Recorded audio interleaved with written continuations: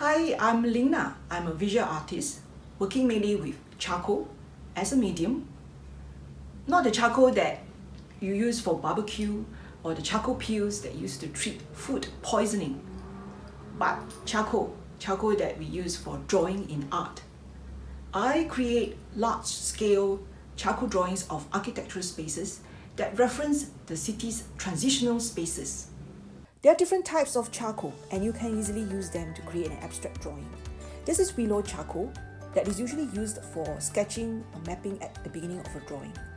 Hold the charcoal this way so that you can move freely across the paper. This is compressed charcoal. Use the side to draw shapes, circles, triangles. Hold it like this to draw details like little circles. Draw lines to form shapes. Draw thin lines, thick lines, curvy lines, zigzag lines. Using the sides to make marks, the point to make dots, cross-hatching. Drawing is about making marks. So have fun making marks with charcoal. You can twirl the charcoal to make uneven lines like this. Notice that compressed charcoal creates darker tones than the willow charcoal. Eraser is also a drawing tool. Use the kneadable eraser not only to erase the unwanted but also to draw white lines to smudge. You can cut shapes into hard cardboard to make a stencil to draw out shapes like this, to create patterns to form compositions.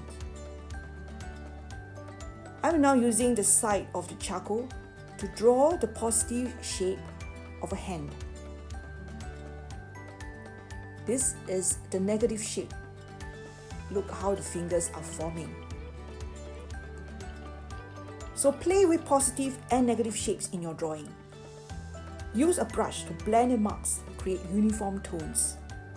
Create textures too. I have these thumb piano or kalimba that have beautiful textures on the surface. You can place thin paper on top of surfaces to do rubbings or frottage with charcoal. These wonderful marks and patterns can be incorporated into your composition. Very tactile and versatile. You can break it into smaller pieces to create lines, shapes, forms of various kinds. And of course, you can produce drawings of various scales. I like it that you can actually hold it in your hands and you make marks. And the accidental marks sometimes it produces can be very beautiful, and I usually incorporate into my drawings. It can produce a great variety of tonal values from the very light to the very dark. I use it to create extreme contrast of light and shadows in my drawings, and I like it that it is also not permanent in nature because it is easily smudged. You need to use a fixative to fix it.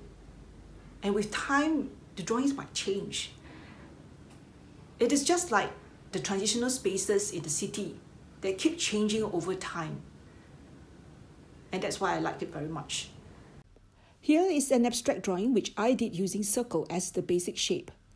I drew circles of different sizes and types, empty circles, dark circles, or just dots, using repetition and playing with textures and spiraling lines. And I hope you can try it at home using charcoal.